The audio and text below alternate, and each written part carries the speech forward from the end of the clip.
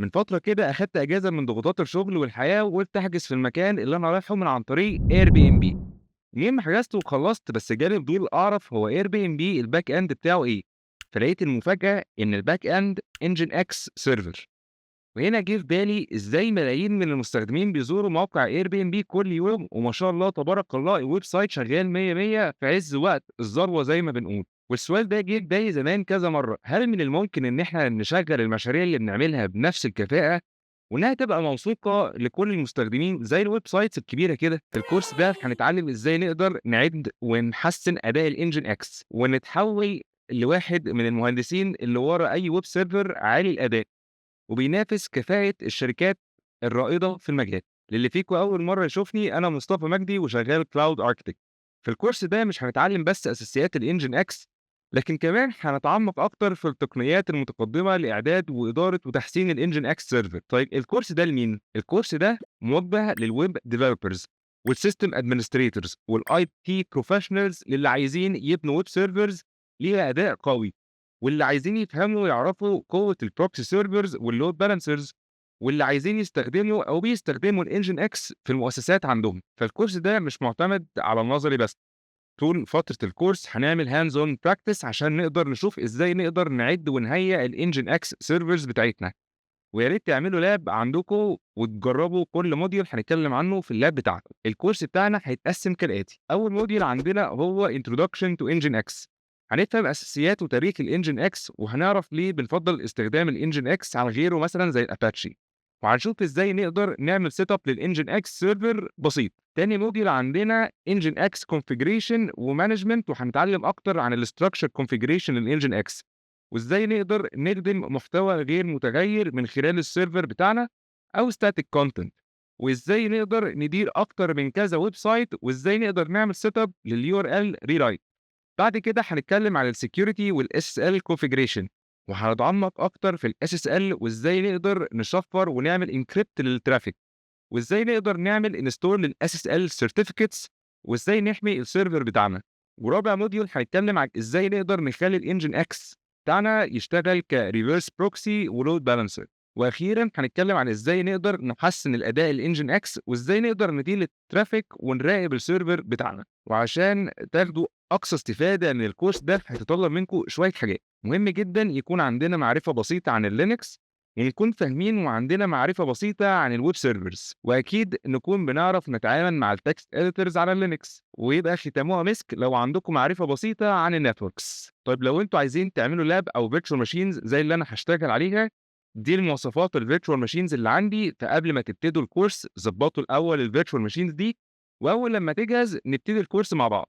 فمع نهاية الكورس ده مش هتبقى مجرد سيرفر ادمن، هيبقى معاكم المهارات الكافية علشان تقدروا تحسنوا وتحموا الترافيك اللي على الويب سيرفر انفايرمنت بتاعتكم، وتتجنبوا الداون تايم، وتقدروا تتعاملوا مع السبايكس في الترافيك اللي بتحصل كل شوية. عالم الانترنت يعتمد على السرعة والاستقرار والأمان، والانجن اكس بيوفر الثلاثة دول.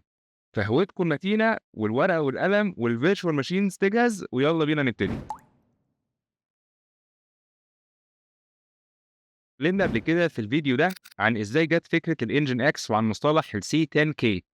فتم تصميم الانجن اكس عشان يقدر يتعامل بكفاءة مع عدد كبير من الترافيك، وده يخليه واحد من اكتر الويب انفراستراكشر الحديثة اللي بيتم اختيارها علشان نأسس ويب سيرفرز يعتمد عليها. فالانجن اكس النهارده بيتم استخدامه في نطاق واسع على انه يبقى ويب سيرفر وريفرس بروكسي ولود بالانسر. وانتشار استخدام الانجن اكس لشهرته بأدائه وقدرته على التوسع بسهولة واستخدامه لموارد قليلة. فبنية الانجن اكس ومرونته بيخليه مناسب لاستخدامات كتير، ومن اهمها الاتي: اولا كويب سيرفر علشان بيقدر يخدم المحتوى الستاتيك والديناميك، وهو محسن اكتر عشان يقدر يوصل ستاتيك كونتنت زي ال HTML وال CSS والصور بسرعة. ثانيا كريفرس بروكسي، وهنا بيتم استخدامه انه يبقى سيرفر وسطي ما بين الزوار والباك اند سيرفرز، ويوفر أو يقدم مميزات زي الكاشنج أو التخزين المؤقت والكompression أو الضغط والسكيورتي. وبرضه بيتم استخدامه كلود بالانسر علشان يقدر يوزع الطلبات أو الترافيك على أكتر من كذا سيرفر، ويقدر يوازن الترافيك أو اللود لتحسين التوافر اللي هي الافيلابيلتي، والموثوقية اللي هي الريلايابيلتي، ويقدر يتعامل مع الترافيك في وقت الذروة زي ما بنقول.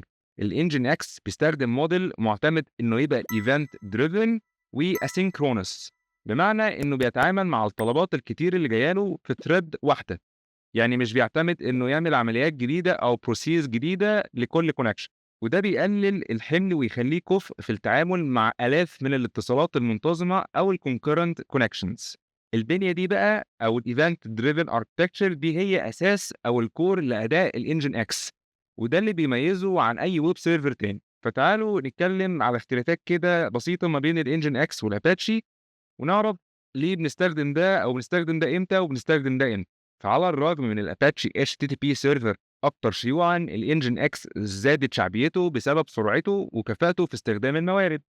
فالأباتشي بيستخدم process based model، وده ممكن يكون أقل كفاءة في التعامل مع الأعداد الكبيرة من الconcurrent connections، على عكس الإنجن إكس اللي بيستخدم event driven model. فنستخدم الإنجن إكس لما تكون السرعة والتوسع وتقديم static content هي الأولوية، ونستخدم الأباتشي لما يكون الابلكيشن أو التطبيق بتاعنا محتاج إدارة محتوى دايناميك ويكون ليه إعدادات معقدة شوية، أو مثلًا يكون متوافق مع أنظمة قديمة أو زي ما بنقول compatibility مع legacy systems. فتعالوا نشوف الخطوات اللي إحنا ممكن نعملها علشان نعمل installation لweb server nginx بسيط. فإحنا الأمثلة اللي إحنا هنديها كلها هتبقى based على CentOS Linux.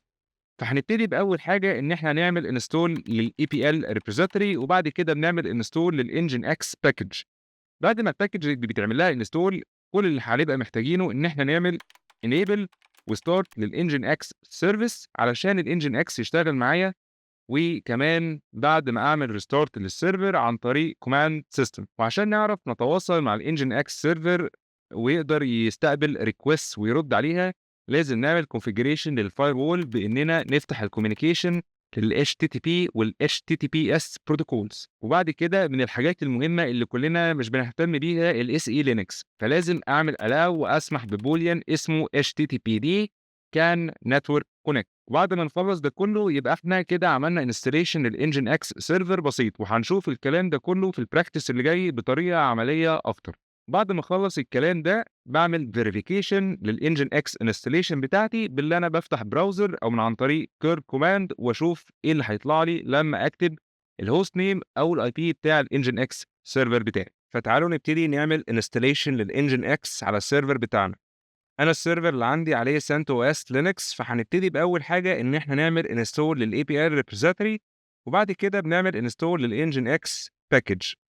فبعد ما بنفتح التيرمينال بتاعتنا هنكتب DNF install apl-release -y.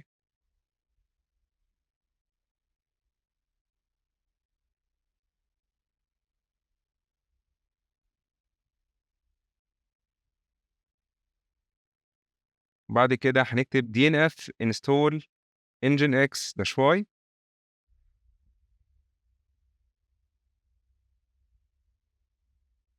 وبعد ما الباكج بتاعتنا يتعمل لها install، كل اللي هابقى محتاج أعمله إن أنا أعمل enable وstart للNginx service علشان الNginx يشتغل معايا دلوقتي، وكمان بعد ما أعمل restart للسيرفر عن طريق command systemctl.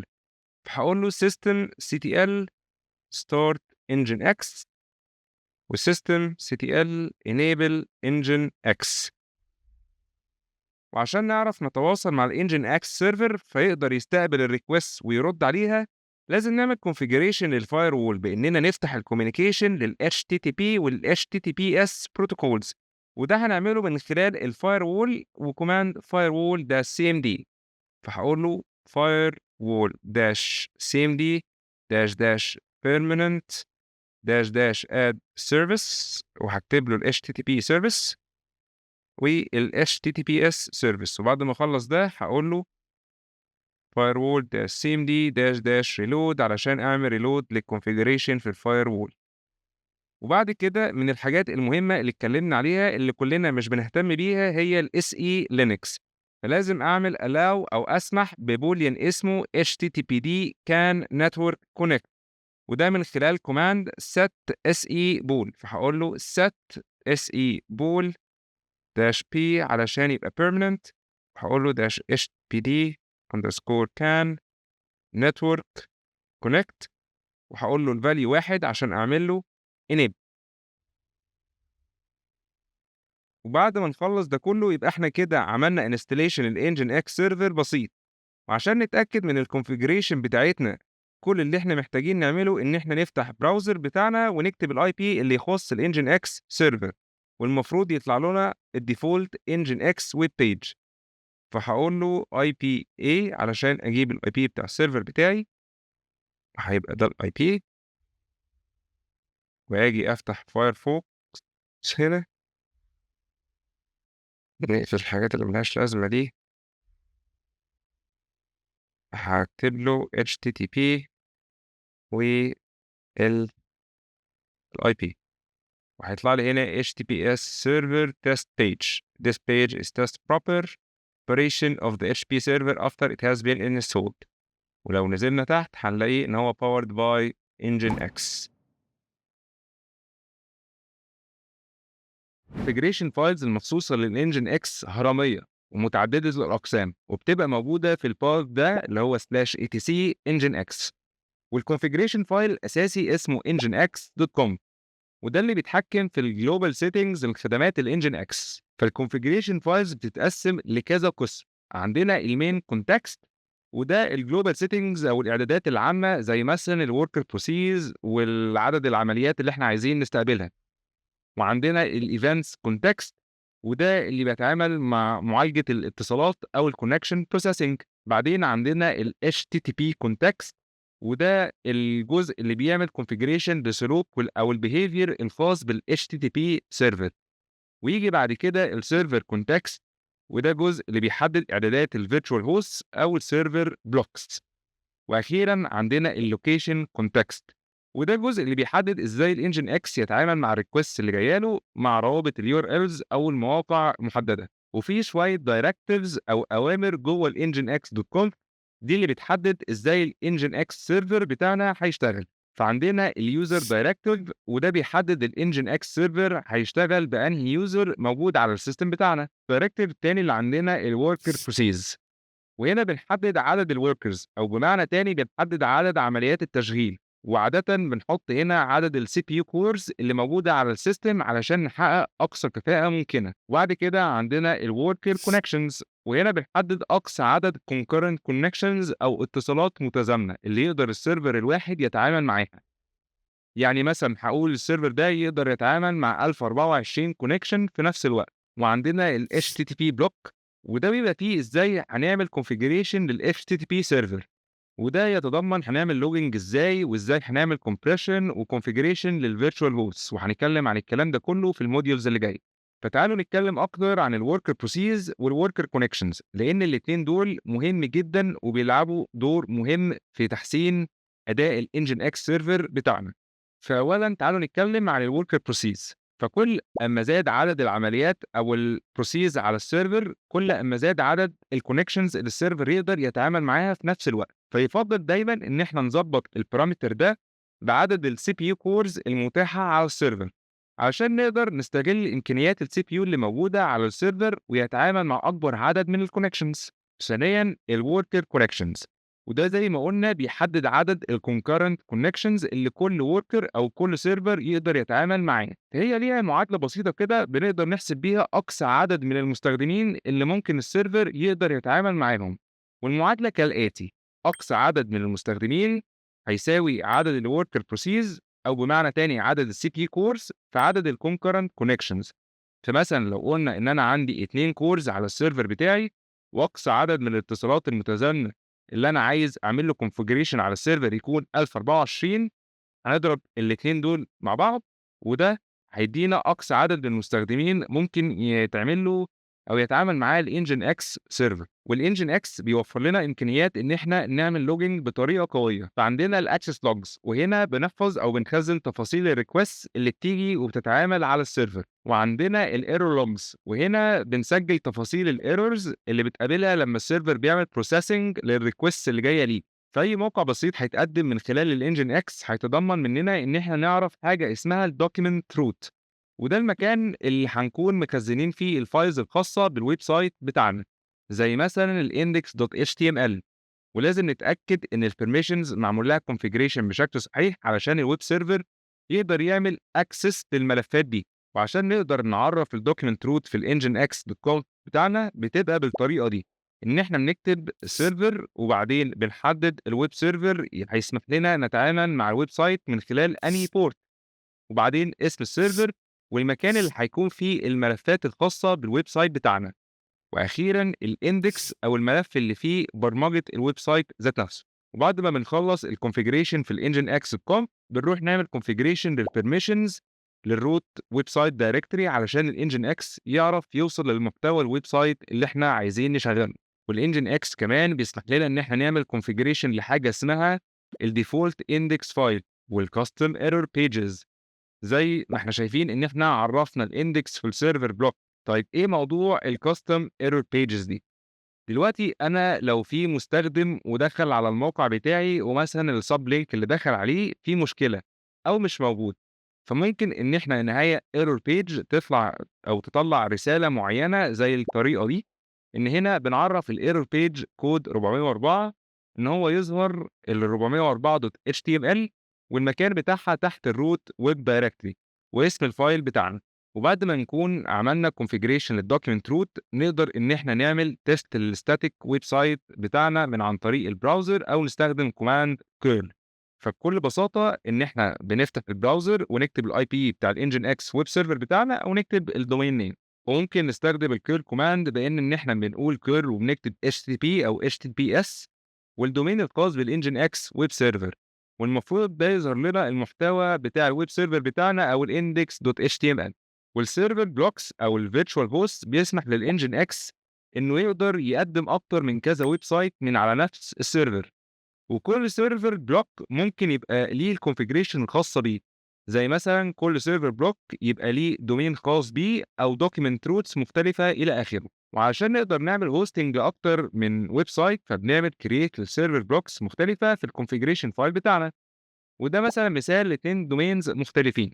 فعندنا أول server block ده خاص بالdomain اللي اسمه example.com والserver block التاني خاص بdomain اسمه test.com. بس في حاجة غريبة، هنا اللي إحنا ما حددناش IP ولا ports مختلفة لل2 web sites دول، وهنا الNGINX بيعتمد على حاجة اسمها الname based virtual hosting، وده بيسمح للNGINX إنه يقدم محتوى مختلف بناءً على الdomain اللي الclient بيطلبه.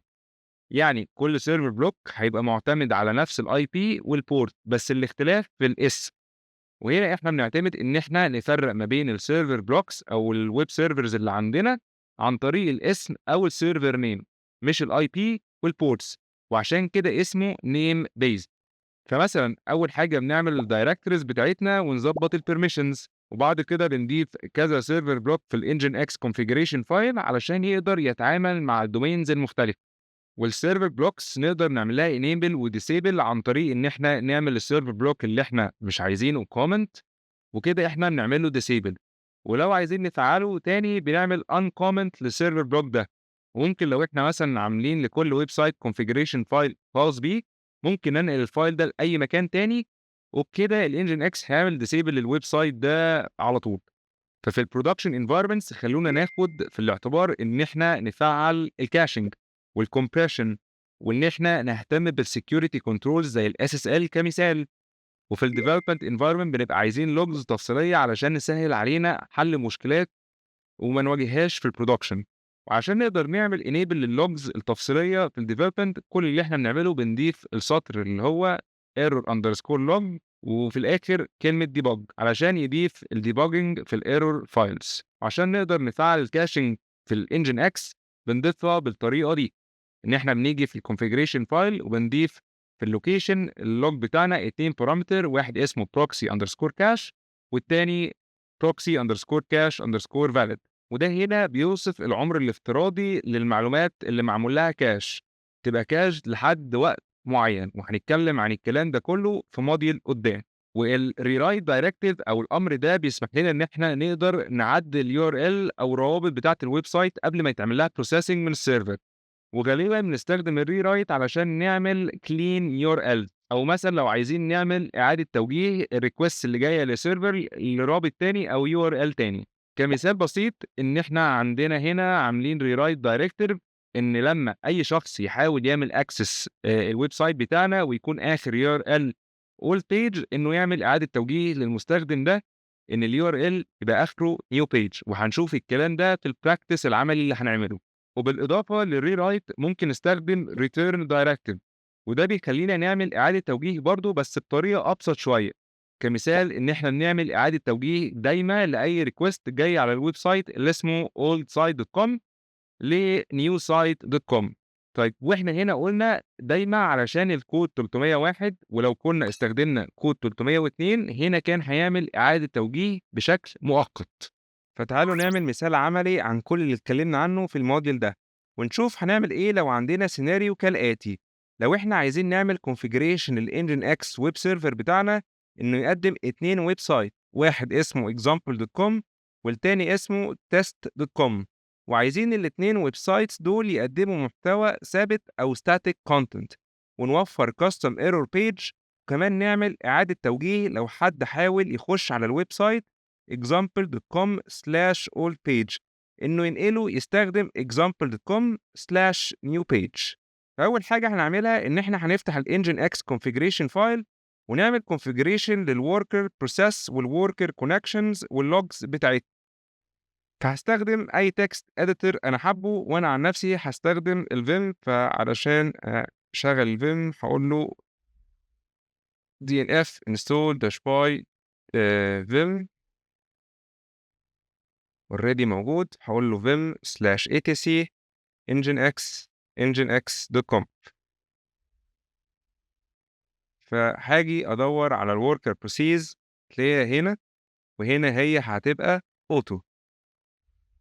وعندنا الevents هنلاقي هنا الworker connections هنلاقيها 1024، فأنا هاسيبهم للdefaults حاليًا، وآجي أعمل للlogging أو أعمل setup للlogging. فهاجي أخش على http log، هالاقي الlog format هنا، هالاقي عندي الaccess logs تحت /var log nginx.log وده الmain. وبعد كده هالاقي عندي الerror log، الerror log هالاقيه تحت /var log nginx.log. ممكن أزوّد هنا حاجة إن هو يزوّد لي الwarnings، وهاقول له warn. بعد كده هالاقي include، وهنا الinclude بتاعي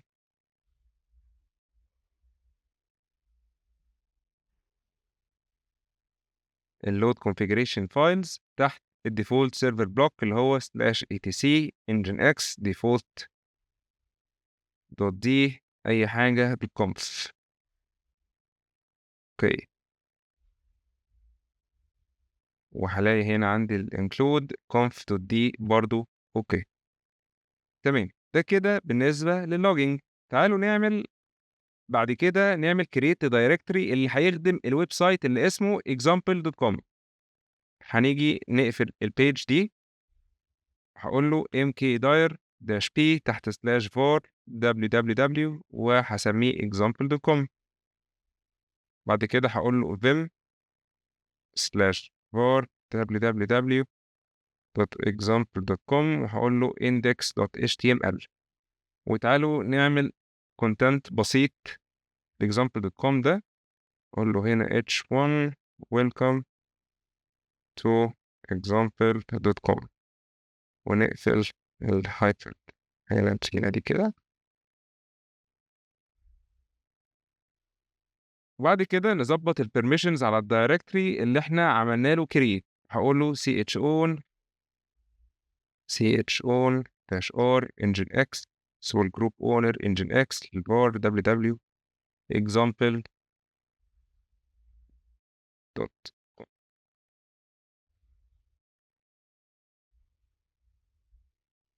example. تمام. بعد كده نعمل configuration file مخصوص للويب سايت ده ونضيف السيرفر بلوك فيه. حاجة هاقول له vim/etc nginx conf.d وهاسميه example.com.conf. وتعالوا نكتب الآتي. أقول له server، بعد كده افتح له square bracket وهاقول له listen على port 80 والسيرفر نيم بتاعي هنا example.com، وبعد كده هاقول له الroot directory /var www تحت example.com. بعد كده الindex بتاعنا اسمه index.html، ده الcontent بتاع الsite. وبعد كده نعمل الerror أو الcustom error page، هاقول له custom 404 error page، وهاقول له الerror page اسمها أو الerror بتاعها 404 تحت /404 html. وبعد كده هنا الlocation تبقى تحت 404.html اللي هو لما اكتب /html. طيب الروت دايركتوري فين؟ هيبقى هنا هقول له root/var www بعدين example.com واقفل ده واقفل دي كلها. تعالوا نعمل الكاستم ايرور بيج في السيرفر بلوك بتاعنا. هنروح نعمل فايل اسمه 404.html علشان نضيف فيه المحتوى اللي احنا عايزين نظهره لو الكلاينت او اليوزر قابل ايرور على الويب سايت ده. هقول له vim/var www example.com 404 html وناد الكونتنت بتاعنا. فهاجي اقول له هنا h1 404 not found h1. بعد كده p هنا the page you are looking for does not exist. بعد كده نقفل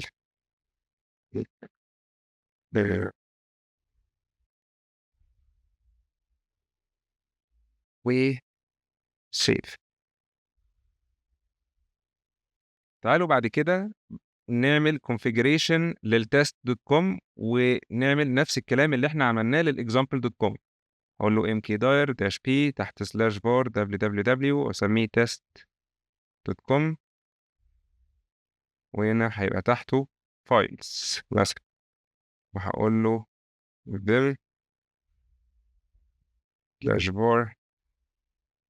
www test.com وهقول له index.html ونadd content هنا h1 welcome to test.com ونقفل الكونتنت بتاعنا.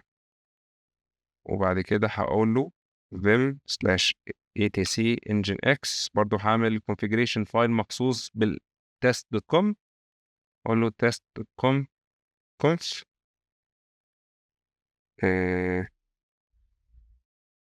معلش مش ماشي هنا .conf تمام. وبعد كده نقاد السيرفر بلوك زي ما عملنا في example.com. فهقول له سيرفر وافتح البلوك بتاعي ولسن على بورت 80. السيرفر نيم هيبقى اسمه test.com والروت دايركتوري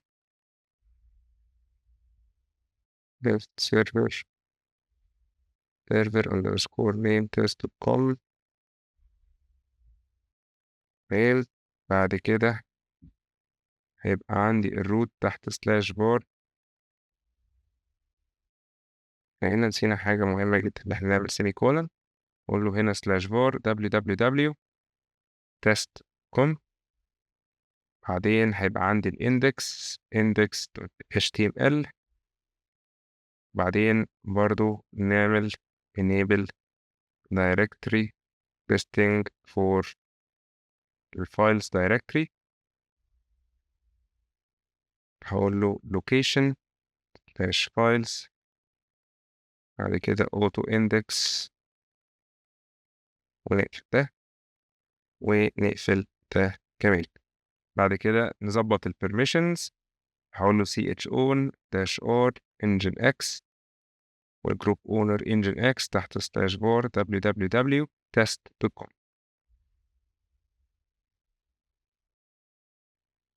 بعد كده عايزين نعمل قاعدة للrewrite اللي هتعمل إعادة توجيه للtraffic من /old page للnew page على الويب سايت اللي اسمه example.com. بس عايزين نعمل الrewrite ده تبقى حاجة دايمة مش مؤقتة، وأي حد يحاول يشوف المحتوى الويب سايت ده يكون اللي اسمه allsite.com مثلًا يعمل له إعادة توجيه للويب سايت بتاعنا اللي اسمه example.com. فهنروح نعدل في السيرفر بلوك المخصوص بالويب سايت اللي اسمه example.com ونضيف الrewrite directive بتاعنا كالآتي. فهاقول له هنا vim/var etc nginx conf.d للexample.com conf. هاجي هنا وهاقول له redirect/old page to/new page وهاقول له الlocation/old page ونفتح بلوك ندي له rewrite directive rewrite للold page يوديه لحاجة اسمها new page ويبقى permanent ونقفل الdirectory ده خالص. فهنعمل server block جديد للسيرفر القديم اللي قلنا هيكون اسمه مثلًا old.com ونضيف في الconfiguration file الserver block اللي هيعمل redirection أو إعادة توجيه لأي حد بيحاول يشوف المحتوى اللي على ويب سايت ده ويوديه على الويب سايت اللي اسمه example.com. فهنروح عاملين الآتي، هنقول له vim/etc nginx conf.d allsite.com وهنadd السيرفر بلوك الآتي، هاقول له server وهنا ده هيlisten على port 80 والسيرفر name هيبقى اسمه allsite.com وهيreturn 301 http على example.com ويعمل request_URI ونقفل السيرفر بلوك بتاعنا. بعد كده نتأكد إن إحنا فاتحين الfirewall ports هنقول له firewall-list-all هنلاقي اللي إحنا عاملين add الHTTP والHTTPS. بعد كده محتاجين نتست الconfiguration بس قبل ما نتست الconfiguration خلونا نضبط الDNS بتاعنا، بس أنا عشان ما عنديش DNS هاضبط الhosts file هاقول له vim/etc hosts فهنا الhosts file هادّي له الIP ده هنا هو الexample.com وهو الtest.com وهو الallsite.com. فتعالوا نتست الconfiguration هاقول له nginx-t كل هنا حاجة هيقول لي configuration file nginx.conf syntax is okay والconfiguration file nginx.conf test is successful. فبعد كده هاقول له systemctl reload للnginx وبعد كده نعمل verify للكلام اللي إحنا عملناه ده كله. فهاجي أفتح براوزر وهاكتب له http example.com وفعلًا راح باعت لي welcome to example.com. طب تعالوا نجرب الtest.com هاقول له http test.com وهنا راح كاتب لي welcome to test.com. تعالوا بقى نجرب الtest page أو الerror page بتاعتنا. فهنيجي نكتب الآتي، مثلًا هنكتب http example.com وأي حاجة مش موجودة، فهنقول له non existent page مثلًا. ففعلًا هالاقيه راح مطلّع لي الcustom page بتاعتي 404 not found the page you are looking for does not exist يعني أنا نسيت الT فتمام. بعد كده تعالوا نجرب الURL redirection ونشوف إعادة التوجيه هتشتغل والّا لأ. فمثلًا لو كتبت http example.com/old page المفروض يعمل إعادة توجيه لل http example.com/new page راح فعلًا موديني على الnew page ولو حاولت أخش على الموقع اللي اسمه allsite.com المفروض إنه يوديني للويب سايت اللي اسمه example.com. فأنا لو قُلت له http allsite.com هيوديني على example.com. الفيديو ده هنتكلم عن إزاي نقدر نأمن الNGINX Server باستخدام الSSL TLS Certificates، وهنعمل configure للLet's Encrypt علشان نستخدم SSL Certificates مجانية، وإزاي نقدر نفعل الHTTPS ونعمل configuration للfirewall. فإيه هو الSSL والTLS؟ الSSL اختصار لSecure Socket Layer، وده بروتوكول تم تطويره في منتصف التسعينات من شركة نتسكيب علشان تقدر تأمن البيانات ما بين السيرفر والعميل. والTLS اختصار لترانسبورت لاير سكيورتي، وده النسخة الأحدث من ال SSL بروتوكول، وبيوفر تشفير أقوى من ال SSL ومميزات أمان أفضل. والTLS هو المعيار حاليا لتأمين الاتصالات على الإنترنت، ولكن كتير من الناس بتقول عليه SSL برضه. عشان كده دايمًا هتلاقي الناس بتقول TLS SSL protocols بيجمعوا الاتنين مع بعض. فالهدف من الSSL والTLS هو تشفير الاتصالات ما بين طرفين، اللي هو غالبًا بيبقى العميل والسيرفر، علشان نضمن عدم اعتراض أو تلاعب بالمعلومات الحساسة زي مثلًا كلمة السر أو مثلًا الرقم الحساب البنكي إلى آخره ضد أي مخترقين. فلازم نكون عارفين كويس المفاهيم الأساسية للSSL TLS، وهي كالآتي: أولًا الencryption أو التشفير، فالSSL والTLS بيشفر البيانات اللي بيتم إرسالها ما بين العميل والسيرفر، وده بيمنع أي طرف تالت إنه يقرا البيانات دي لو تم اعتراضهم. تاني حاجة الauthentication، والSSL TLS بتستخدم certificates علشان تقدر تتحقق من هوية السيرفر وأحيانًا الclients، وده بيحمي من أي هجمات ومن أشهرها man in the middle attacks. تالت حاجة وهي الintegrity، في الداتا أو البيانات مش بس مشفرة لكن كمان بتبقى signed أو موقعة، وده بيضمن إنها ما تتغيرش أثناء الترانزيت أو النقل. فلو حد حاول يغير البيانات دي الاتصال هيتعطل أو هيبقى invalidated.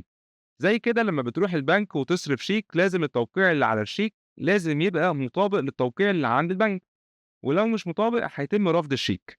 وأخيرا السيمتريك والاسيمتريك انكريبشن.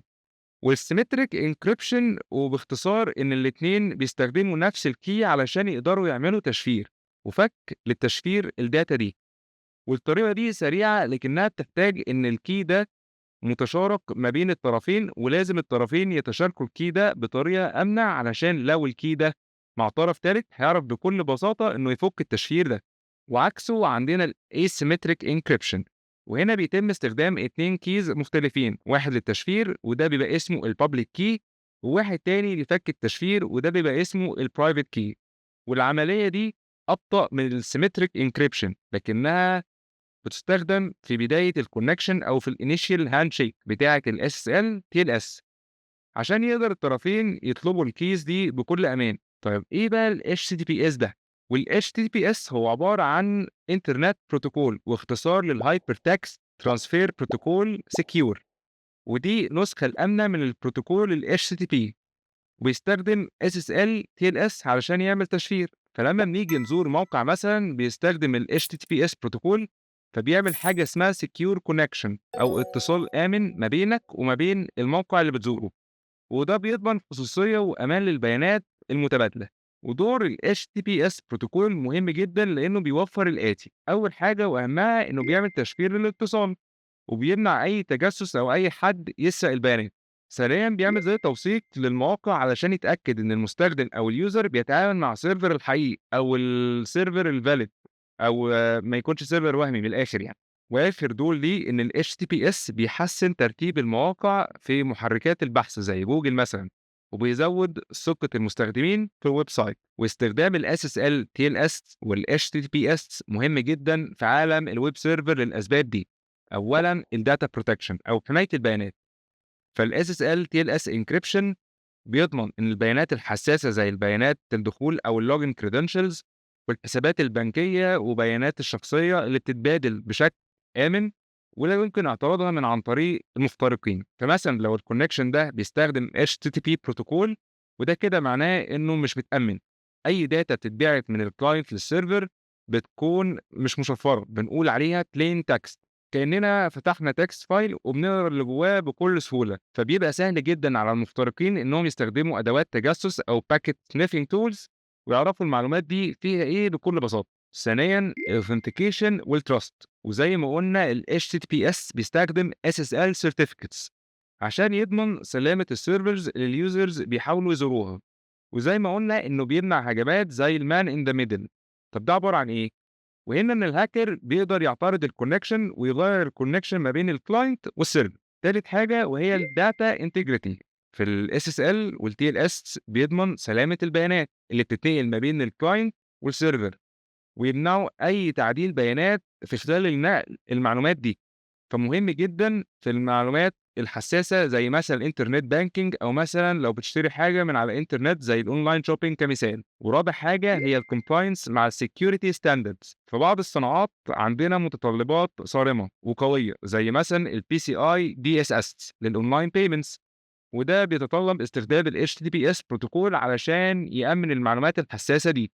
فعدم استخدام الHTTPS في الصناعات دي ممكن يسبب غرامات وكمان عقوبات جنائية.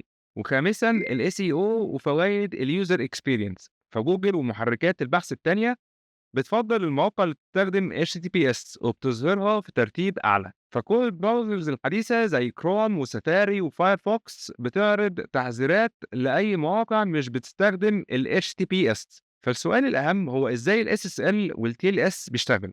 وأول عملية هي ال SSL TLS handshake، وباختصار العملية دي بتتم لما البراوزر يبتدي يعمل ريكوست أو الكلاينت يبتدي يعمل ريكوست للصفحة اللي بتستخدم HTTPS. أول عملية بتبتدي تاني ال SSL TLS handshake، وخلال عملية الhandshake البراوزر والسيرفر بيتفقوا على بروتوكول تشفير ويستخدموا certificates عشان يتأكدوا من التبادل الكيز بشكل آمن. فالخطوات العملية للهاندشيك كالآتي: أول خطوة البراوزر أو الكلاينت بيبعت كلاينت هلو للسيرفر ويبعت له ليست من الطرق التشفير اللي بيقدر يفهمها ويشتغل بيها. وتاني حاجة، أول لما السيرفر يستلم الرسالة دي بيروح للسيرفر رادد بسيرفر هلو وبيختار نوع من طريقة التشفير اللي هيستخدمها، وكمان بيبعت ال SSL certificate. بعد كده الكلاينت بيتحقق من السيرتيفيكت اللي بتتبعت له ويبعت حاجة اسمها السيشن كي، وبتكون متشفرة بالبابليك كي اللي بعته السيرفر. واخيرا السيرفر بيروح عامل فك تشفير للسيشن كي اللي جات له بالبرايفت كي اللي عنده، ويقدر الكلاينت والسيرفر بعدها يتواصلوا من خلال اتصال مشفر. فإيه هي بقى الSSL TLS certificate؟ والSSL certificate بيبقى فيها الpublic key الخاص بالويب سايت اللي بيستخدمه علشان يعمل تشفير بالإضافة لمعلومات عن صاحب الشهادة زي مثلا الدومين نيم والأورجنايزيشن اللي آخره من معلومات. وأخيرا الهيئة اللي أصدرت الشهادة دي أو ال CA أو Authority Certificate. فعندنا 3 أنواع أساسيين من الشهادات. أولا ال DV أو الدومين Validated، ودي سيرتيفيكت بسيطة بتتحقق من ملكية الدومين. تاني حاجة عندنا ال OV أو ال Organization Validated، ودي بتقدم معلومات أكتر عن المنظمة عشان تتحقق إن الموقع ده تابع لليجل انتيتي أو كيان قائم. وأخيرا عندنا ال EV أو ال Extended Validation، ودي بتوفر أعلى مستوى من الثقة والأمان، وغالبا بتعرض اسم الأورجنايزيشن أو المنظمة في البراوزر أدرس بتاعك. وعشان نقدر نعمل جنريت لحاجة اسمها Self Signed SSL Certificate بنعملها من عن طريق الOpen SSL tool. فأولًا هنعمل generate أو ننشئ حاجة اسمها private key، وبعد كده بنعمل create للself sign certificate بتاعتنا. وعشان نستخدم الSSL في الNGINX أول حاجة بنروح نعمل edit للserver block ونعمل enable للSSL، وبنعمل add أو configuration للSSL certificate والSSL certificate key. فلو عايزين نحسن من الsecurity في الNGINX بنعمل configuration لحاجة اسمها Diffie-Hellman key exchange method، ودي باختصار بتسمح للطرفين ما لهمش أي معرفة سابقة عن بعض إنهم يعملوا secret key مشترك ما بينهم على channel مش مؤمنة. وعشان نعمل حاجة زي كده بنستخدم ال OpenSSL command مع ال DH param وبنطلع ال Diffie-Hellman key، وبعد كده بنضيف ال Diffie-Hellman parameter لل SSL server block وبنعمل configuration للpath الكي اللي احنا عملنا له create.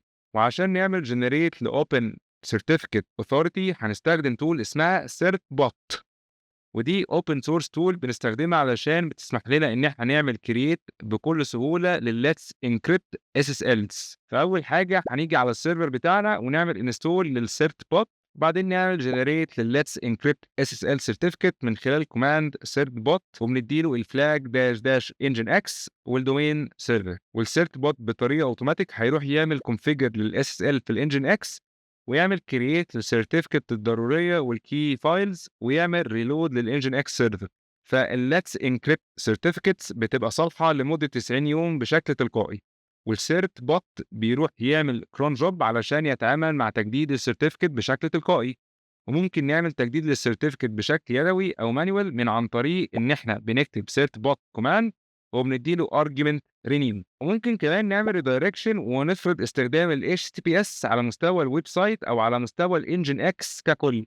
فبنيجي في السيرفر بلوك بتاعنا وبنحط ريتيرن دايركتيف لل HTTPS. ده لو إحنا عاملين configuration من الأول للسيرفر إن هو يستخدم HTTP. وعشان نتفادى إن إحنا نعمل redirection لل HTTP ل HTTPS، فممكن نحط في الاعتبار من البداية إن إحنا نعمل configuration للويب سيرفر بتاعنا بطريقة secure، ونستخدم ال HTTPS إن إحنا نرغم المستخدمين إن هم لازم يتواصلوا مع الويب سيرفر من خلال ال HTTPS بروتوكول كالآتي. بنيجي في السيرفر بلوك بتاعنا وفي الليسن دايركتيف بنكتب بورت 443 علشان نعمل configuration إنه يستخدم ال HTTPS بورت، وبنقول له كمان إنه هيبقى عن طريق ال SSL بروتوكول، وبعد كده بنزود الheader directive بالشكل ده. وعشان نحسن من جودة ال SSL ممكن نعمل disable البروتوكولز والciphers الضعيفة والinsecure protocols كالآتي: إن إحنا بنضيف ال SSL بروتوكول وال SSL prefer server ciphers وال SSL ciphers directives. فتعالوا بقى نمشي في مثال عملي شوية. لو مثلا عندنا سيناريو إن اتطلب مننا نعمل سكيور للويب سايت بتاعنا اللي اسمه example.com، ونستخدم أو نفرض استخدام ال HTTPS، ولو أي حد حاول يزور الموقع من عن طريق ال HTTP يعمل له إعادة توجيه أو redirection باستخدام ال HTTPS بروتوكول، ونحسن كمان من جودة ال SSL configuration.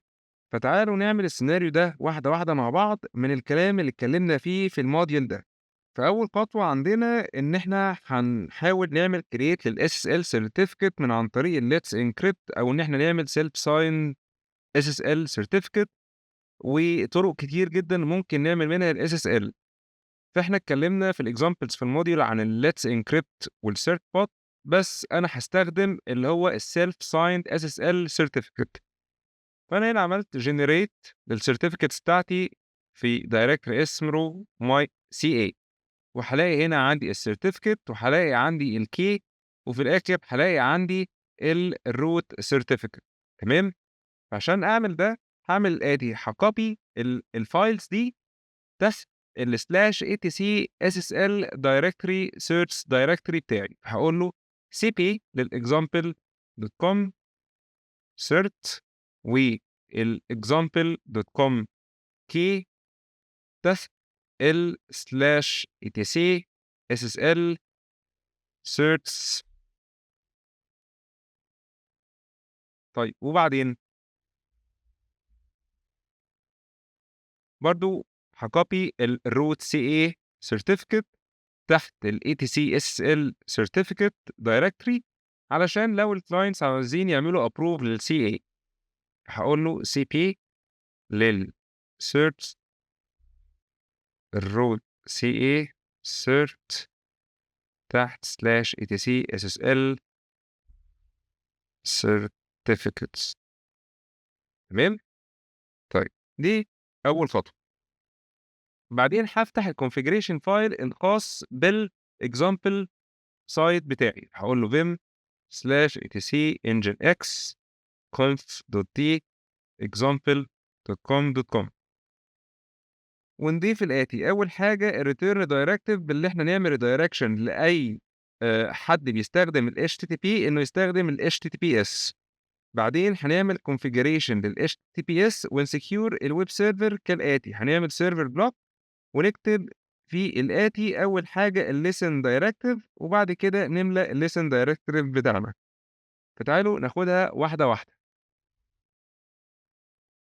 زي ما قلنا إن إحنا أول حاجة هنضيف الreturn directive عندنا، فهاجي تحت السيرفر server name أنا عايز أزود هنا حاجة www.example.com وبعد كده هازوّد تحت السيرفر name الreturn directive بتاعتي، هاقول له return 301 وهاقول له HTTPS للhost request URI، وده هنا معناها إن أي حد هيستخدم الHTTP هيعمل له redirection إن هو لازم يستخدم HTTPS، ودي أول حاجة عندي، هاروح قافل الserver block ده. طيب وبعدين تعالوا نمسح الerror page الredirection بتاع الold website، وبعدين زي ما قُلنا هنعمل directive جديد أو server block جديد أهو، تمام؟ طيب هنكتب فيه إيه؟ هنكتب فيه الآتي، إن إحنا هنكتب فيه أول حاجة الlisten directive، وبعدين هنضيف الport الخاص بالHTTPS اللي هو 443 وهاقول له يستخدم الSSL. طيب وبعدين هاقول له الserver name بتاعي اسمه example.com. طيب وبعدين إحنا دلوقتي هنعمل حاجة، إن إحنا عايزين نadd أو نضيف الSSL configuration بتاعنا، فهنضيف هنا قبل ما نعمل SSL configuration هنضيف 2 directives، أول حاجة الSSL certificate وهاجي أكتب له المسار بتاع الcertificate بتاعتي، هاقول له /etc SSL certs بعدين example.com.cert. طيب والdirective التاني اللي هو الSSL certificate_key وهنا ده هيبقى المسار بتاعه /etc SSL certs example.com.key. طيب جميل جدًا. بعدين عايز أحسّن من الSSL configuration بتاعتي، فهنضيف كذا حاجة، إن إحنا هنضيف الheaders وهنضيف شوية الciphers أو نلغي الciphers القديمة أو الضعيفة وكمان الSSL protocols القديمة. فهنقول له الآتي add header هنقول له strict transport -security وهنا الmaximum age بتاعنا عايزين نخلّيه وليكن الرقم ده. هنقول له include الsub domains وهنا دايمًا دايمًا يinclude الsub domains بتاعتنا. طيب علشان نلغي الciphers القديمة أو الciphers الضعيفة والSSL protocols القديمة هنقول له الآتي SSL protocols عايزين ده و TLS version 1.3. طيب وعايزين دايمًا SSL prefer server ciphers on والSSL ciphers عايزين نستخدم الhigh و not include الnull وكمان الMD5. وبعدين عندنا الroot directive بتاعنا وعندنا الpage بتاعتنا وفي الآخر نقفل الserver block بتاعنا. طيب بعدين نsave ونتأكد إن الfirewall configuration مضبوطة list -test -all نلاقي فعلًا الFTP والHTTPS protocols موجودين، وبعدين نعمل nginx-t علشان نtest الconfiguration ونعمل systemctl reload للnginx. طيب عايزين بقى نverify أو نعمل test الخطوات اللي إحنا عملناها أو نتأكد إن الconfiguration بتاعتنا سليمة بإن إحنا نستخدم command curl أو إن إحنا نفتح البراوزر، فتعالوا نفتح البراوزر بتاعنا ونكتب مثلًا http example.com هالاقي راح direct أو عامل لي redirection لل-HTTPS وبيقول لي إن هنا في risk عشان باستخدم self signed certificate فaccept risk and continue وفعلًا طلّع لي الcontent بتاع الexample.com ولو جيت كتبت HTTPS example.com هيستخدم عادي لإن أنا عملت accept بالcertificate بتاعتي اللي موجودة أو اللي هي self signed certificate. فقبل ما نتكلم عن إزاي الEngine X بيشتغل كreverse proxy وload balancer تعالوا نفهم أكتر يعني إيه reverse proxy. فالreverse proxy هو عبارة عن سيرفر بيبقى ما بين الكلاينت ومثلًا اللي هو البراوزر أو الموبايل apps والback end servers والوظيفة الأساسية للreverse proxy إنه بيستقبل الrequest اللي جاية من الكلاينت ويبعتها للback end servers اللي موجودة، وبعد ما الback end server يستقبل الrequest ده ويعمل له processing بيبعت الresponse تاني للreverse proxy server. في منكم هيسأل إيه الفرق ما بين الreverse proxy والforward proxy؟ على عكس اللي بيعمله الreverse proxy الطريقة التقليدية اللي بيتعامل بيها الforward proxy إنه بيتعامل بالنيابة عن الclients عشان يعمل access للإنترنت. فلو هنقارن ما بين الاتنين باختصار الreverse proxy بيتعامل بالنيابة عن الback end servers أو بالنيابة عن الservers والforward proxy بيتعامل بالنيابة عن الclients. وفكرة استخدام الreverse proxy في الenvironment بتاعتنا ليها فوايد كتير. أول حاجة الload balancing. الreverse proxy بيقدر إنه يوزع الترافيك اللي جاي له على أكتر من كذا back end server ويضمن إن مفيش سيرفر منهم عليه ترافيك كتير عن السيرفر التاني. وده بيساعد إنه يحسّن من وقت الاستجابة للback end servers وبيعزّز من توفير الapplications أو التطبيقات عن طريق إنه بيمنع أي حمل أو load زيادة، ونقدر إن إحنا نطبّق load balancing algorithm كتير في الEngine X زي الround robin والleast connection والIP hashing وحاجات كتير تانية. كمثال مثلًا لو حصل ضغط على موقع بسبب زيادة عدد الزوار الreverse proxy هيوجّه الطلبات اللي جاية دي للسيرفر الأقل انشغال فيهم كمثال، وده هيضمن جودة وفاعلية للuser experience. وتاني حاجة تحسين الsecurity والanonymity أو اختفاء الهوية. فالreverse proxy بيساعد إنه يأمن الback end servers بإنه بيخفي الIP address الخاصة بالback end servers عن الpublic أو الإنترنت. والكلاينتس أو الزوار بيتعاملوا بس مع reverse proxy server فالهوية الحقيقية ومواقع الباك اند سيرفرز بيبقى محمي وده بيساعد على حماية البنية التحتية للباك اند سيرفرز من أي هجمات زي مثلا ال DDoS attacks أو ال Distributed Denial of Service attacks. كمثال لو عندي هاكرز بيحاولوا يهاجموا الباك اند سيرفرز مش هيقدروا يستهدفوا الباك اند سيرفر مباشرة علشان الحاجة الوحيدة اللي هم شايفينها هي الreverse proxy IP وده بيبقى العازل أو الحماية ما بين الهاكرز والback end servers. تالت حاجة ال SSL termination أو ال SSL offloading.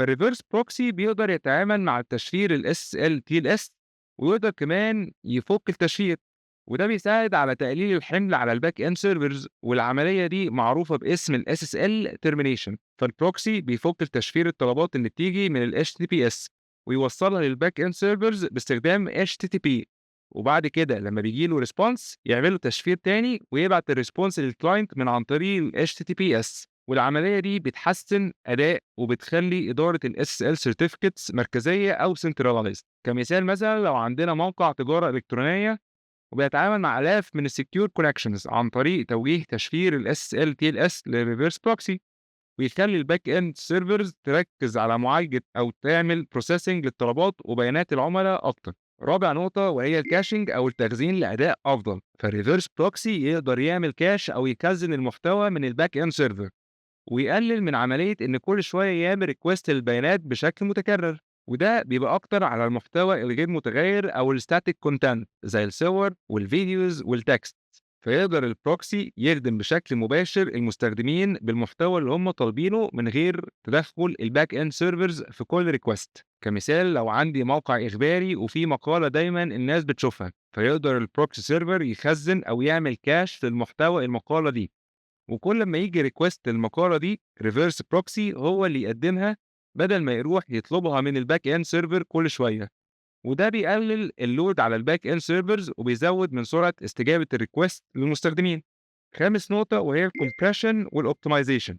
والريفرس بروكسي بيقدر يحسن المحتوى او الكونتنت عن طريق انه بيعمل ضغط او كومبريسنج للريسبونس من الباك اند سيرفرز قبل ما يبعتها للمستخدمين وده بيقلل من استهلاك الباندويث كبير وبيحسّن من سرعة توصيل المحتوى، وخاصةً للمستخدمين اللي الconnection بتاعهم بطيء. كمثال الreverse proxy يقدر يضغط صورة بمساحة 5 ميجا بايت لمساحة أقل من كده، بإنه بيستخدم أدوات زي الGZIP عشان يقلل من الوقت اللي بياخده المستخدم علشان ينزّل أو يعمل download للصورة دي. وسادس نقطة وهي الcentralized authentication والauthorization. فالreverse proxy ممكن يستخدم لتحسين الaccess control، زي مثلًا إنه يفرض authentication لنقط معينة في الويب سايت أو endpoints معينة، بدل ما نقعد نضبط الaccess control على كل back end server. فممكن ننفذ centralized authentication عند مستوى الproxy، وده بيسهل إدارة السكيورتي للتطبيقات والخدمات المختلفة.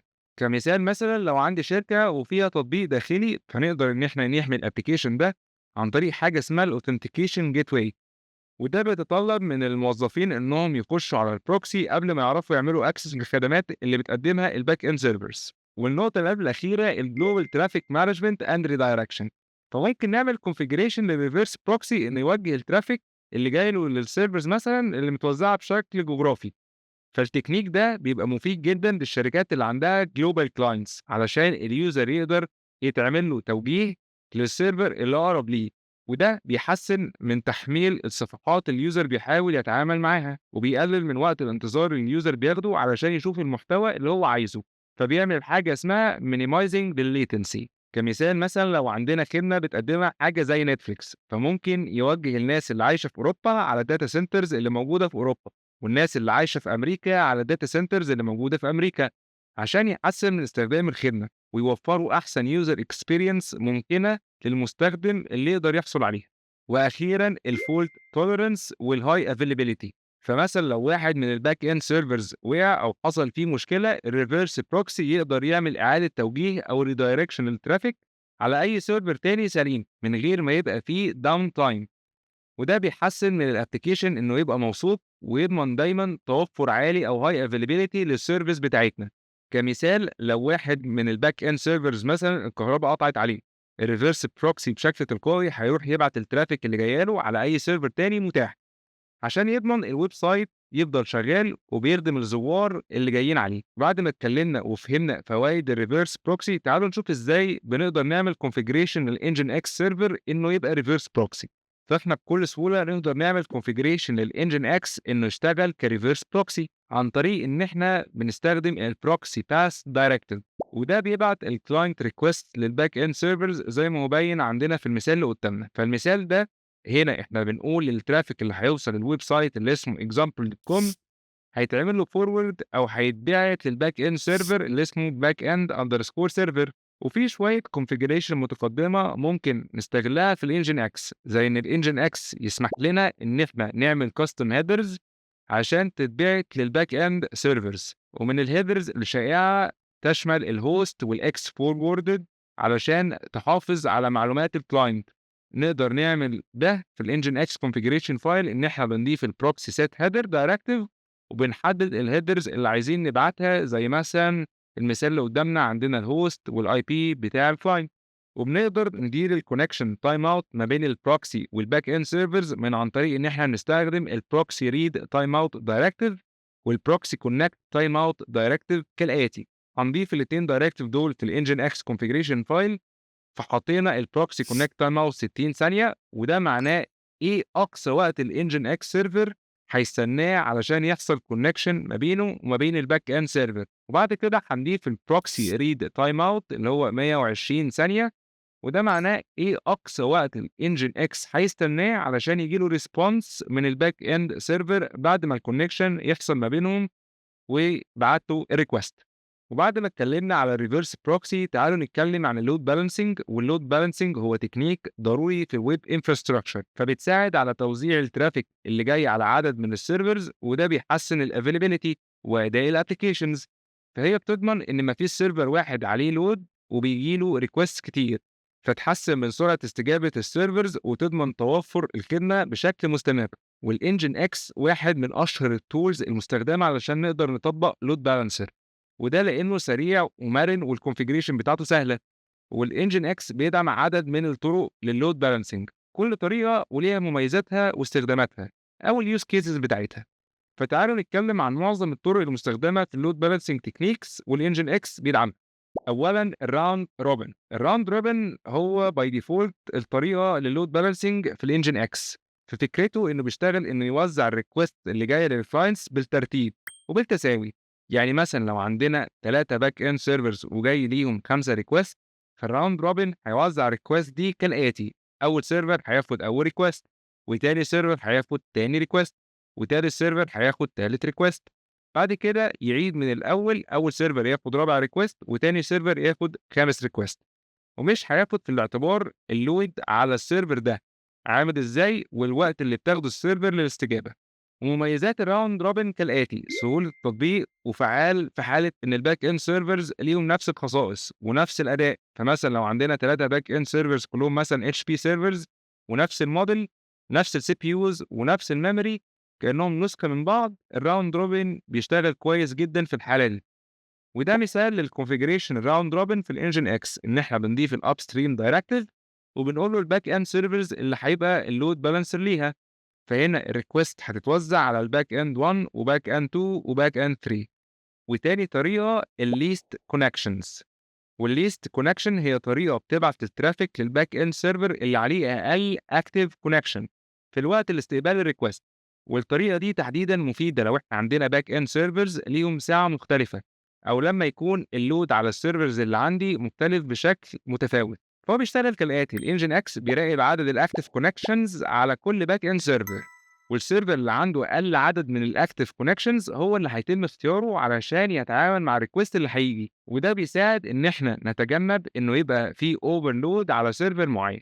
ومميزات الطريقه دي الاتي: هي طريقه دايناميك اكتر من الراوند روبن، فهي بتاخد في الحسبان الوقت الفعلي للترافيك والحمل على كل سيرفر.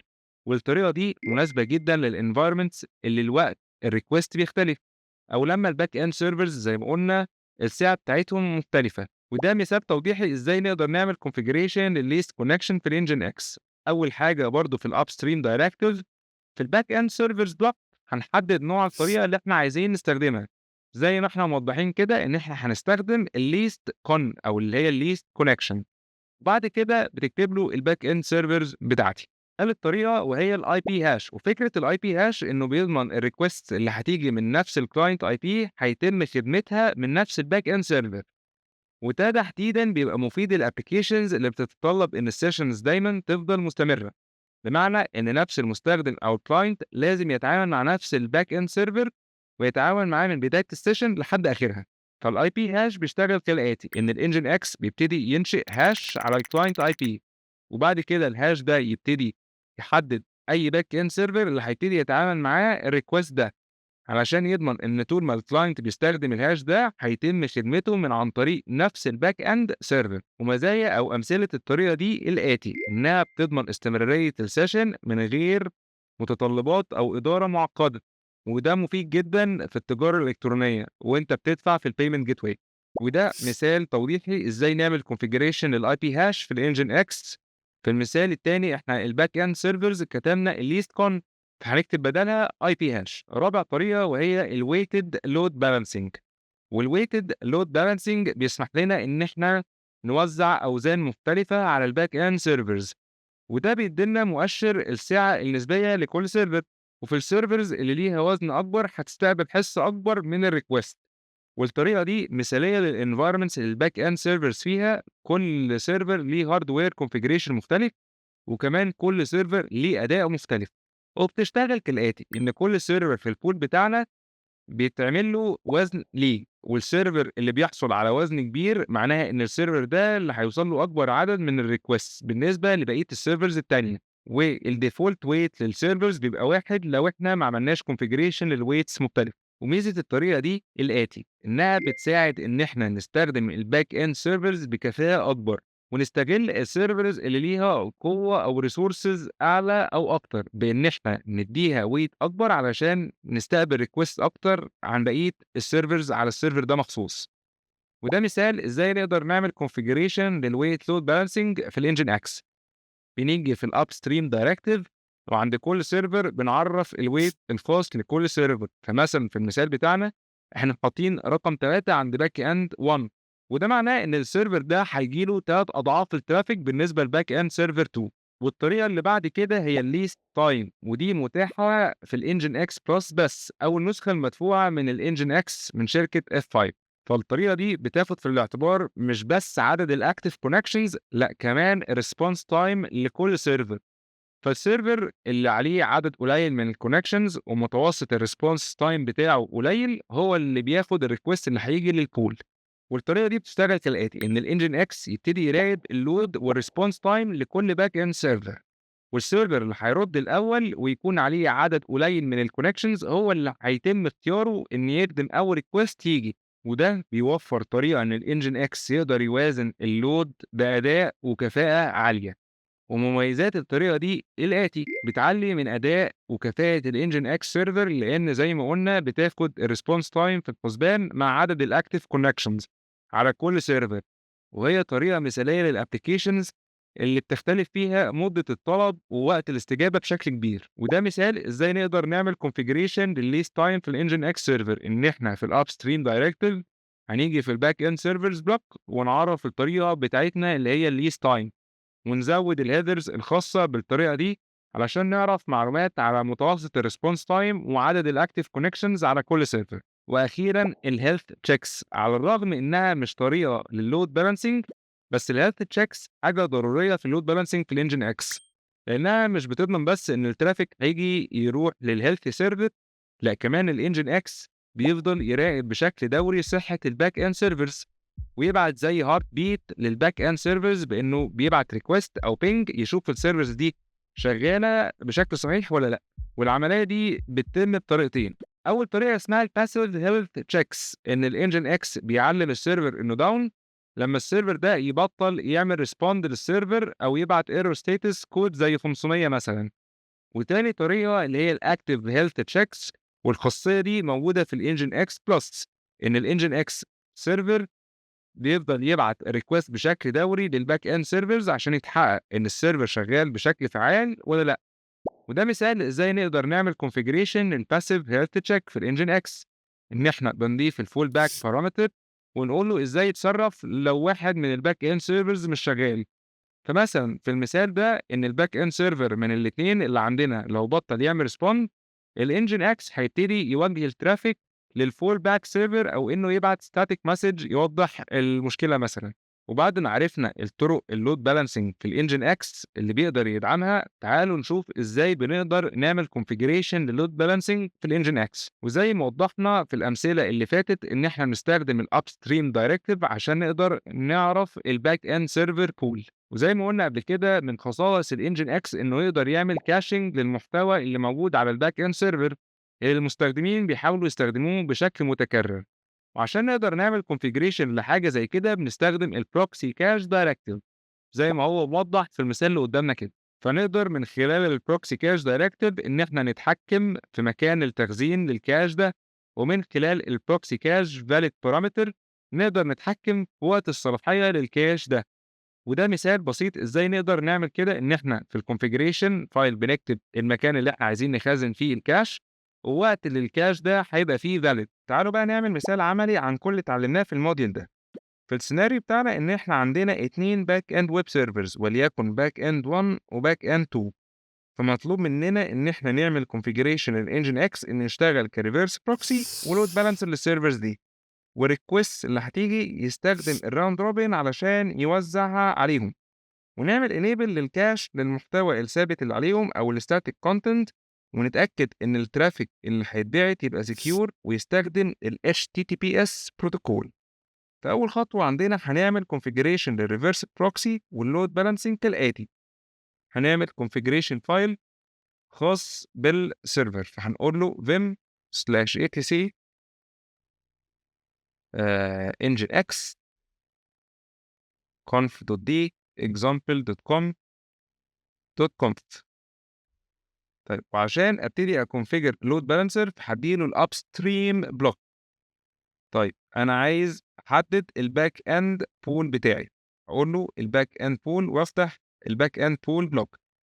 طيب وحدد له البول بتاعي، فعندي سيرفرين، السيرفر الاولاني اسمه backend1.example.com والسيرفر التاني اسمه backend2.example.com، واروح قافل البلوك ده. بعدين هعمل سيرفر بلوك، اقول له listen على البورت 80 والسيرفر نيم بتاعي اسمه example.com. بعد كده هديله اللوكيشن اللي هو سلاش وافتح اللوكيشن بلوك. طيب انا عايز اعمل ايه؟ انا عايز اخلي السيرفر ده بروكسي سيرفر للباك اند بول اللي عندي. هقول له بروكسي تاس للباك اند بول اللي موجود عندي. طيب وكمان عايزه يبعت شويه هيدرز معينه كده واحنا بنعمل الريكوست. ايه بقى الهيدرز اللي انا عايز ابعتها؟ اول هيدر هقول له بروكسي سيت هيدر، عايز ابعت الهوست، فدي اول هيدر. تاني هيدر اللي عايز ابعته الاكس ريل اي بي، وهنا هابعت الريموت ادرسين. وتالت حاجه عايز ابعت set header الاكس forwarded 4، وهنا هابعت proxy address x forwarded 4، وهنا انا ببعت الريل كلاينتس اي بي. بعدين عايز اظبط الكاش بتاعي، هقول له proxy cache، وهنا هديله الزون او المكان اللي هيسيف فيه الكاش ده، فهقول له هيسيف الكلام ده ماي كاش. بعد كده اقفل هنا بلوك ده واقفل السيرفر بلوك. والخطوه اللي بعد كده اللي انا عايز اعمل كونفيجريشن للسيرفر ده انه يستخدم ال HTTPS ويستخدم ال SSL علشان نعرف نعمل سكيور للسيرفر ده. فبكل بساطه اللي انا هعمل سيرفر بلوك وهقول له listen على البورت ال 443 علشان يستخدم ال HTTPS، وعايز استخدم ال SSL. وهنا السيرفر نيم ان هو اسمه example.com. وبعدين علشان استخدم ال SSL لازم اديله السيرتيفيكتس والكي بتاعي. فزي ما عملنا في الموديول قبل كده هنبتدي نديله ال SSL directives بالباث بتاع السيرتيفيكت والكي. هقول له SSL certificate هي عند الباث اللي اسمه /etc SSL certs واسم certificate example.com.cert، والكي SSL certificate key تحت /etc SSL certs واسمه example.com.key. طيب وأخيرا اللوكيشن برضه السلاش، فأي حد هيأكسس الويب سايت ده أنا عايزه يبقى بروكسي للباك اند سيرفرز، فهقول له للباك اند بول. بعدين برضه عايز أظبط الكاش للسيرفر ده والسيف، أو هو السيرفر ده هيسيف الكاش بتاعه في زون اسمها ماي كاش، واقفل البلوك ده واقفل البلوك ده. بعد كده نتأكد إن الفاير وول بتاعنا معمول له configuration. هقول له firewall -cmd -cmd -list all علشان نتأكد ال HTTP وال HTTPS protocols أو السيرفرز بتاعتهم موجودين. وبعد كده نتأكد من الكونفيجريشن بتاعت الانجن اكس، فهقول له engine x -t عشان يتست الكونفيجريشن.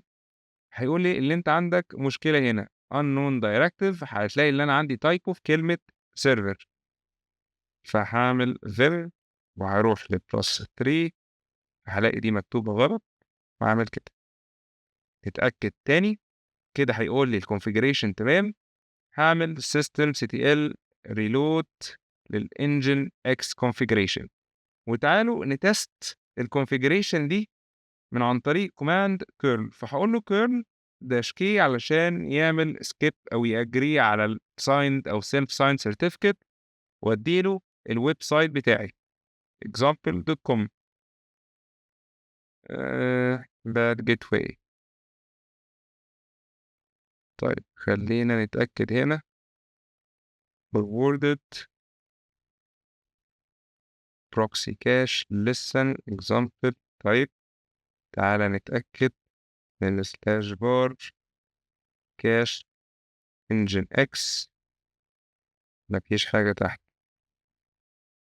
لو قلت له curl dash k https example.com ليه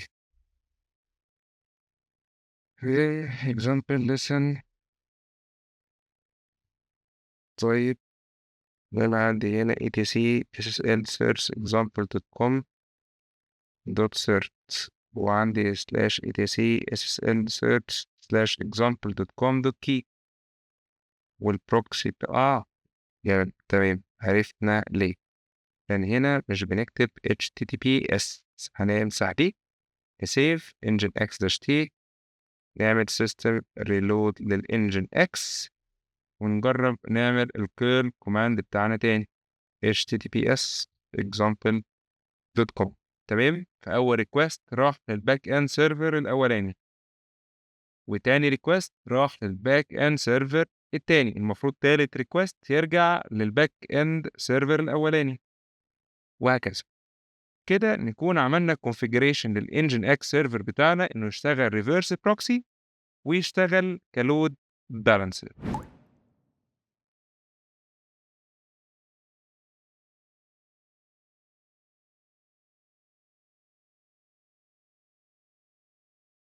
الهدف من الموديل ده إننا نتعلم إزاي نعمل performance tuning ونظبط الإنجن اكس بتاعنا علشان ناخد منه أعلى كفاءة علشان يقدر يتعامل مع ترافيك كبير ونقدر نحسن من الأداء العام للإنجن اكس سيرفر. أول نقطة عندنا هنتكلم عن الوركر بروسيس والوركر كونكشنز تاني. زي ما قلنا في الموديلز اللي فاتت إن الإنجن اكس بيستخدم حاجة اسمها event driven architecture، وده بيخلي الوركر بروسيس والوركر كونكشنز مكونات أساسية لزيادة أداء الإنجن اكس. زي ما قلنا قبل كده الوركر بروسيس المفروض يكون مساوي لعدد السي بي يو كورز، ولو احنا مش عارفين عدد الكورز اللي عندنا من الافضل ان احنا نخلي الفاليو بتاعتها لاوتو علشان الانجن اكس يقدر يحدد الفاليو بتاعتها على حسب الكورز المتاحه على السيستم بتاعنا بشكل تلقائي. فكل ما زودنا عدد الوركر كونكشنز زودنا عدد الكونكرنت كونكشنز اللي البروسيس يقدر يتعامل معاها، وده بيزود كفاءه واداره الترافيك العالي على السيرفر. تاني نقطة وهي تحسين البفر سايزز من خلال كلاينت بادي بفر سايز والكلاينت ماكس بادي سايز دايركتيفز. والبفرز دي بتتحكم في كمية الداتا اللي الانجن اكس يقدر يتعامل معاها في الميموري قبل ما يكتبها على الديسك او يبتدي يعمل لها معالجة، وده بيساعد في منع الميموري من تحميل ملفات كبيرة جدا. وتالت نقطة إن إحنا ندير التايم اوتس عن طريق الكيب الايف تايم اوت والكلاينت هيدر تايم اوت دايركتيفز. والتايم اوتس بتحدد المده اللي الانجن اكس بيستنى فيها احداث معينه زي مثلا استلام الهيدرز وانه ينهي ريكوست، وتظبيط الفاليوز دي بيساعد في اداره الكلاينت كونكشنز بطريقه فعاله اكتر وبيقلل من استهلاك موارد السيرفر بشكل غير ضروري. ورابع نقطه وهو تحسين اداء الفايل سيرفنج بالسند فايل والتي سي بي نو بوش دايركتيفز. والاوامر دي بتحسن طريقه الانجن اكس اللي بيخدم بيها الستاتيك فايلز. فالهدف من السند فايل انه بيقلل من استخدام السي بي يو والتي سي بي نو بوش بيقلل من عدد الباكيتس اللي بتتبعت. تعالوا بقى نتكلم دلوقتي عن تحديد معدل البيانات اللي هو الريت ليميتنج والترافيك شيبنج. والهدف هنا اننا نحمي الانجن اكس سيرفر من اي استغلال او هجمات زي الدي دوس اتاكس عن طريق اننا بنحدد معدل وحجم الترافيك اللي بيوصل للسيرفر. فنقدر نستخدم مميزات الانجن اكس في الريت ليميتنج علشان نقدر نتحكم في عدد الريكوست اللي ممكن الكلاينت يعملها.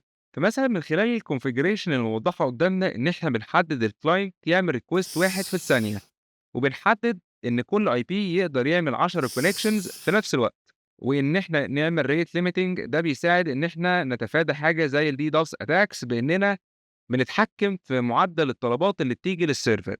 فمن اليوز كيسز او حالات الاستخدام كالاتي: إن إحنا نمنع الهجمات على اللوجن بيجز من خلال البوتس، وإننا نحمي ال API endpoints أو نقط التواصل إنها يبقى عليها ترافيك عالي. ومن النقط المهمة التانية إن إحنا نحدد عدد الاتصالات المتزامنة لكل IP، وده بيمنع استغلال السيرفر بتاعنا من يوزر معين أو من المخترقين. والنقطة اللي بعد كده تحديد الباندويث أو التردد للإند بوينتس المعينة اللي عندنا، وده بيساعد إن السيرفر إنه يقدر يدير اللود بإنه يحدد سرعة نقل البيانات للإند بوينتس المعينة. كالمثال الموضح اللي قدامنا إن إحنا هنا بنحدد إن الداونلود سبيد للكلاينتس، وده بيبقى مفيد في حالات إن اليوزر بيحاول يعمل داونلود لفايل كبير أو إن إحنا نحمي السيرفر من استخدام المفرط في الريسورسز. هنتكلم دلوقتي عن اللوجينج والمونيتورنج في الانجن اكس. والهدف هنا إن إحنا نتعلم إزاي نعمل لوج بشكل فعال وندير ونراقب ونحلل الترافيك اللي بيوصل للإنجن إكس، وكمان نشوف مؤشرات الأداء للسيرفر. فلازم نفهم كويس جدا إن الإنجن إكس بتعمل لوج لكل ريكوست بيتعمل له بروسيسنج، وبيسجل المشاكل كمان. واللوجز دي مهمة جدا علشان نفهم الترافيك باترنز ونقدر نحل أي مشكلة بتواجهنا. وزي ما اتكلمنا قبل كده إحنا ممكن نعمل كاستمايزيشن لللوج من عن طريق اللوج فورمات، وده يتضمن إن إحنا نعمل logging لمعلومات معينة زي الclient IPs والrequest time وحالات الاستجابة أو response time. ومن الحاجات المهمة إن إحنا نعرف ندير اللوجز عندنا علشان ما تاخدش مساحة مبالغ فيها من السيرفر بتاعنا، فنقدر إن إحنا نعمل archive لللوجز بتاعتنا بشكل دوري، نمسح اللوجز القديمة علشان نوفر مساحة في الستورج بتاعت السيرفر. ونقدر نعمل ده من خلال إن إحنا بنعمل log rotate configuration للإنجن إكس زي ما هو موضح قدامنا. النقطة المهمة اللي بعد كده هي مراقبة أداء الإنجن إكس سيرفر في الريل تايم أوبريشنز من عن طريق تول إنجن إكس توب والليت ستات. فالإنجن إكس توب بيوفر لنا نظرة لحظية على أداء الإنجن إكس عن طريق إنه بيعمل تحليل الأكسس لوجز، والنت ستات بنستخدمه علشان نقدر نراقب الأكتيفيتيز أو الأكتيفيتي كونكشنز والنتورك أكتيفيتي على السيرفر بتاعنا.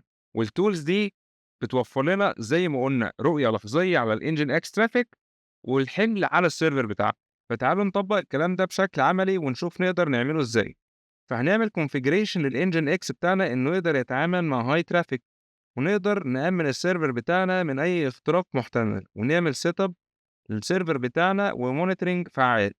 في البراكتس ده هيتضمن إن إحنا نعمل performance tuning للإنجن إكس سيرفر، وإن إحنا نطبق الريت ليميتنج ونعمل custom logs. فأول حاجة هنعمل تيون للإنجن إكس إنه يقدر يتعامل مع ترافيك من عن طريق إن إحنا هنعدل في الوركر بروسيس والبافر سايزز، وكمان هنعدل في الكونكشنز. فعشان نعمل كده هنخش على الإنجن إكس configuration file، وهيبقى عندنا الآتي. عندنا هنا الworker process احنا حاطينها على auto، او هي معمول لها configuration by default على auto علشان الانجن اكس يقدر يستغل اكبر عدد من الكورز المتاحه. بعدين عندنا الworker connections، انا مكتوب عندي هنا 1024، معناها ان السيرفر بتاعي هيقدر يتعامل مع 1024 concurrent connection في نفس الوقت. وطبعا لو امكانيات السيرفر بتاعك تسمح ان احنا نزود العدد ده لاكبر من كده، يا ريت نعمل كده علشان نزود عدد الريكوست اللي جاي للسيرفر او العدد الريكوست اللي يقدر يتعامل معاها السيرفر. فكل ما الرقم ده زاد كل ما السيرفر يقدر يتعامل مع عدد كونكشنز اكبر. انا للاسف مش هعرف اعمل ده دلوقتي حاليا لان السيرفر بتاعتي امكانياته قليله شويه. ومن الحاجات المهمه التانية حته التيوننج، ان احنا نقلل الهيدك من على السيرفر.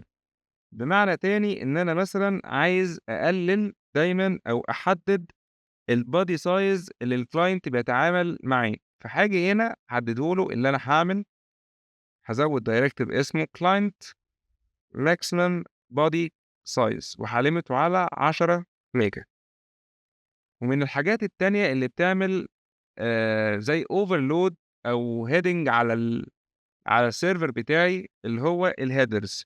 فدايما عايز أليميت الهيدرز تايم اوت او احدد الهيدرز تايم اوت، فهقول له كلاينت هيدر تايم اوت دايركتيف ان هو مثلا يبقى 10 ثواني بس. بعد كده هنطبق الريت ليميتنج للويب سيرفر بتاعنا او للويب بيج بتاعتنا علشان نعرف نتحكم في الكونكشنز اللي موجوده او اللي بتيجي على السيرفر ونعرف نتحكم فيها. فهنعمل كالآتي، هنخش على ال nginx configuration file conf.d example.conf، هاجي أحدد له حاجة اسمها الrate limiting، وهنا هاقول له limit request zone، وهاجي أقول له binary remote address، معناها إن أنا هاستقبل الclient IPs من عن طريق إنها تبقى binary. بعدين هاقول له الزون هنسميها مثلًا login zone، وهنا الزون هنا اللي هي الشيرد ميموري زون بتاعتي، فلتكن مثلا مساحتها 10 ميجا بايت. وهنا هليمت الريت بتاعي ان هو يبقى ريكوست واحد كل ثانيه. طيب بعدين هنتكلم عن حاجة اسمها الconnection limiting اللي أنا هlimit الconnections، إن أنا هاقول له limit connection zone، وهاقول له برضه binary remote address، وهاقول له هنا الzone اللي اسمها address أو edge برضه تبقى مساحتها 10 ميجا بايت، يبقى هنا الshared memory zone 10 ميجا بايت، فهنيجي نقول له server block، هنقول له الlocation بتاعي اللي هو الslash، وهنعمل كذا حاجة. أول حاجة الlimit request، إن أنا هاقول له هنا الzone بتاعتي اللي اسمها login zone، يبقى ليه حاجة اسمها الburst بتساوي 5، ده معناه إيه؟ إن أنا هنا باقبل 5 request فوق الlimit بتاعي، بمعنى إن أنا ممكن في وقت من الأوقات يحصل spikes على الweb server بتاعي، فأنا عايز الspikes اللي تحصل دي أعرف أتحكم فيها، فأنا باقول له أنا الrate بتاعي اللي أنا حاطّه request كل ثانية، وتقدر تستحمل 5 request فوق الlimit بتاعك، دي أول نقطة. تاني نقطة خلّينا نكتب بس limit عدل. تاني نقطة هنقول له limit connection من الaddress يبقى 10، من الaddress يبقى 10 معناها إيه؟ اللي أنا هاlimit 10 connections من الIP الواحد، يعني أنا هاقبل لغاية 10 connections، بعد كده مش هاقدر أقبل أي connection من الIP ده. بعدين هاقول له proxy pass للHTTP اللي هي الback end pool بتاعتي، وده علشان يحمينا من أي مخترقين أو أي استغلال للسيرفر بتاعنا، وبعد كده أقفل الlocation وأقفل السيرفر block. طيب وبعد كده هنعمل create لcustom lock علشان يقدر يطبع الrequest times والuser agents على السيرفر عندنا، فهاخش على الNGINX configuration file، وهنيجي عند اللوج فورمات والاكسس لوج. فبكل بساطة ممكن آخد كوبي من ال3 سطور الجمال دول، وبعد كده مثلًا أعمل لهم paste، وهاقول له اللوج فورمات، هاسمي اللوج ده performance أو الفورمات ده للperformance مش main. طيب هيطبع كل حاجة هنا، بس أنا مش عايز الforwarded for، أنا عايزه يطبع حاجة اسمها الrequest time، هنا request time، لإن تاني أنا عايزه يطبع الrequest time والuser agents على السيرفر اللي عندي، عشان أعرف أعمل monitoring بشكل فعّال للperformance للسيرفر. بعدين هنا هاحدد الaccess logs، وهنا يقدر يsave الحاجة اللي إحنا اتكلمنا عليها اللي اسمها performance في فايل اسمه performance.log، وهنا هاعرّفه إن ده الlog الخاص بالperformance. وأخيرًا هنعمل configuration للlog rotate علشان نعرف ندير الlog files بتاعتنا. تعالوا نsave الفايل ده ونبتدي نعمل log rotate.t، وهنسميه مثلًا nginx nginx كمثال، هو هنا جايبه لي جاهز. طيب تعالَ كده نعمل cp للATC log rotate دي nginx، وهنخليه مثلًا هنا اسمه original، وتعالَ إحنا نعمل الnginx بتاعنا أو الlog rotate بتاعنا، فهنا نمسح ده، وأنا هنا عايزه يعمل rotate بشكل يومي. طيب وrotate إيه ل14، إيه رقم 14 اللي أنا كاتبه هنا إن هو الlimit بتاعه إن هو يخلّي 14 log file قديم، أول أمّا يعدّي ال14 أو يعدّي عدد 14 file يروح عامل لهم مسح أو يمسحهم. بعد كده أنا عايز أعمل له compress، يضغط الحاجة اللي هيعمل لها rotate، وبعد كده missing OK، هاسيبها لإنه لو مثلًا في log file missing ما يطلّعليش error فيكمّل عادي الrotation بتاعه، وبعد كده not if empty، يعني لو في عندي log file فاضي ما يعملّوش rotate يسيبه. طيب وبعد كده عايزه يcreate الfile،